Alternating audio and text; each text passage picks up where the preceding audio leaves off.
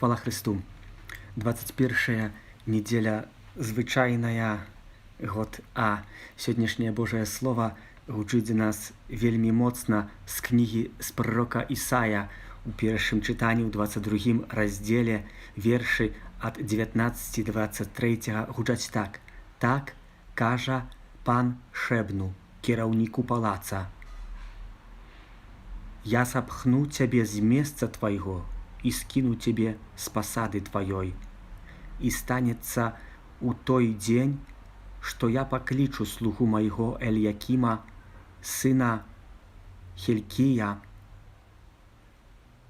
апрану яго у хітон твой і падпавяжу яго пасам тваім, і уладу тваю перадам у рукі ягоныя, і стане ён айцом для жыхароў Єрузалем і для дому Юды.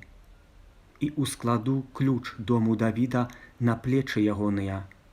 І калі ён адчыніць, ніхто не зачыніць.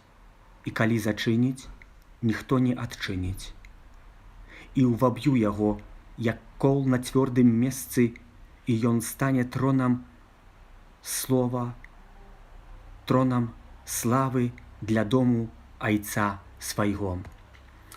Дык вось першае чытанне гучыць можа нам трохі незразумела, бо з-за таго, што мы ведаем, шмат біблійных тэкстаў гучыць у нашых вушах, і мы іх рэдка разумеем, асабліва з старага запавету. Кім быў Шэбна, а кім быў Эльякім? Чи іх гісторыя чым-небудзь нам гаворыць, альбо чаго-небудзь нас навучае? Пророцтва, которое сегодня гучыць у першай чарзе, датыкае вялікага караля рэфарматара, который жыў болей-меней у 8 стагоддзю перад нараджэннем Езуса Хрыста, Эзяхіяша так званага. Быў ён адзін з тых каралёў у дынастыі Давіда, пра каго напісана ў Святом Пісанні, і напісана пра яго не балеяк, але з пахвалай. Эзяхіяш правёў вялікую рэформу рэлігійную, которую каралеўства Юды давяла да вернасці Богу так званага Яхве. Гэта яго вера і геніяльная думка дазволіла старане Асырыі дакладна ў 721 годзе перад Хрыстом перадалець намного сильнейшага, чым Юда, каралеўство Ізраэля, Ісая. Шэбна, натомість, быў чалавекам, который занимаў пасаду вельмі значную, ні на каго ён не звяртаў увагу за часаў Эзяхіяша.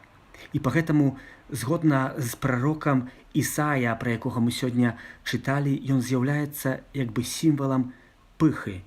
Бо чалавек, который быў сканцэнтраваны толькі на сваіх асабістых прыемнасцях, который слаў вялікую пагрозу сваім жыццём, але таксама дбаў толькі свае ўласныя інтарэсы, не зважаў на народ, што народ будзе гаварыць.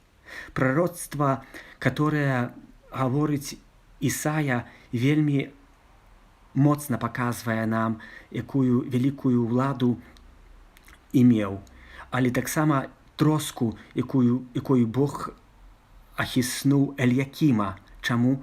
Бо ў Святом Пісанні, ў сённяшнім першым чытанні, якое было прачытана, мы вельмі моцна гэта пачулі, што яго адзеня у плашч і пасам Шэбы яго перавяжа. За часаў біблійных адзеня вельмі моцна азначае якуйсьці, і калі кагосьці прыядзену, значыцца, якісьці статус jednostкі, вельмі паважны чалавек, з которым павінны лічыцца. А пояс паказвае на гатоўнасць для дзялання, каб працаваць, каб штосьці змяняць у сваём жыцці, і не толькі ў сваём жыцці, але таксама для народу.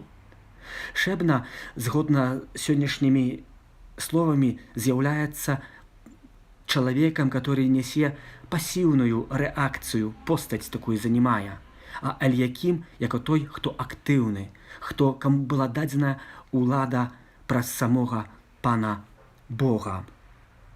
Дык вось, браты і сёстры, у сённяшнім псальме, у першай чарзе, который псальміст ад нас кіруе адразу пасля Евангелій, можна сказаць, што як Бог вельмі моцна, як чалавек, который выспеўвае гэтыя словы альбо напісаў, як вельмі моцна давяраў Пану Богу, што Бог заўжды будзе з ім і будзе заўжды яго падтрымліваць.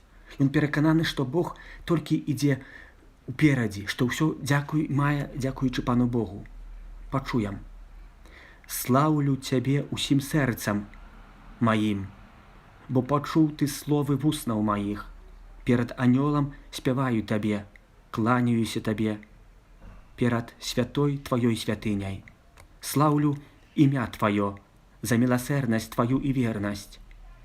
У дзень, калі Цябе паклікаў, Ты пачуў мяне, павялічыў моц маёй душы. Узнёслы Пан бачыць пакорнага, а ганарыстага пазнае здалека. Міласэрнасць Твая, Пане, навекі, справы рук Тваіх не пакідай. Як рэфрэн гаворыць, міласэрнасць Твая, Пане, навекі.